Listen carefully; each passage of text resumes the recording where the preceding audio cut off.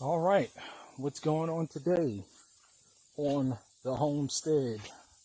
Being an awesome DIYer, I am replacing this waterhead with a frost-proof yard hydrant.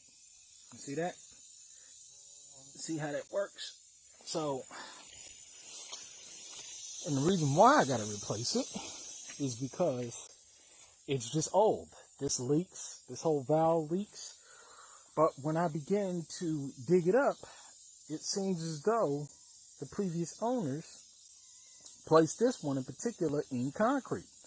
So I gotta bust up the concrete. Do you know how much this would cost if I hired somebody else to come in here and do this work? This is why it's so important to become a DIY and learn how to manage your own homestead. Here I'm in the back of the property where the greenhouse is and the pasture as well. And we have access to water from our well pump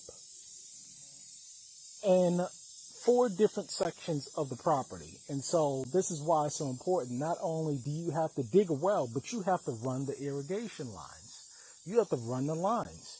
We have one in near the pasture, so we can get water out there. We have one back here of the property. We have one going to the main house, and we have one going in the center of the property. So we can get water to the gardens, to the pastures, to the house, everywhere. And I can run additional lines if I want to.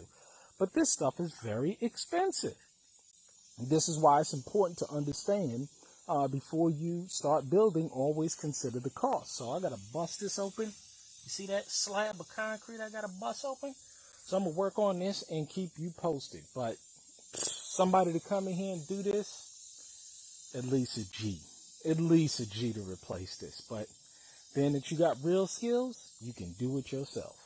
All right, new properly installed wellhead. Took all damn day. Well, a couple hours to do this, but this shows you, to see the water puddling in there. It's always water down there because I'm in a valley.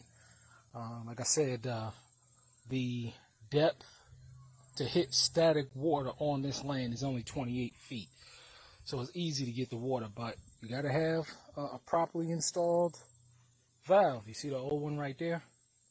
But it was all busted in the hinges and stuff, so it had to be replaced. So now this is done before the winter time, and we can install and tap water in the back of the property. So this is how you install or replace a frost-free faucet or hydrant to replace the old one. It would have cost a couple of $100 to get this thing done. But glad I can do it myself. All right.